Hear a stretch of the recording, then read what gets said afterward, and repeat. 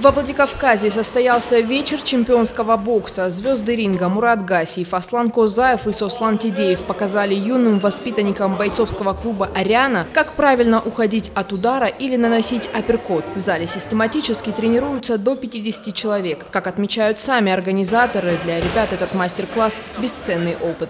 Ребята хорошие, сборы проводят ежегодно. Летом постоянно сборы в горах, потом спускаемся вниз, в море. То есть парни у нас очень не хуже, чем в Америке. Просто их пока не знают.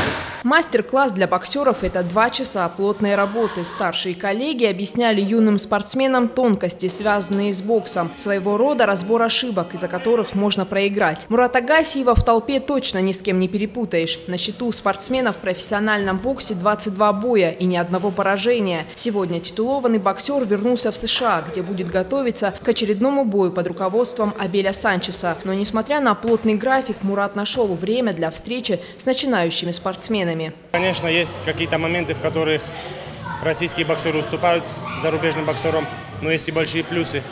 Я думаю, если это все совместить, делать совместные тренировочные лагеря, можно дать друг другу очень большой опыт. К своему мастер-классу наставники отнеслись со всей серьезностью. Без всяких поблажек заставляли ребят заниматься и сосредоточенно следили за их работой.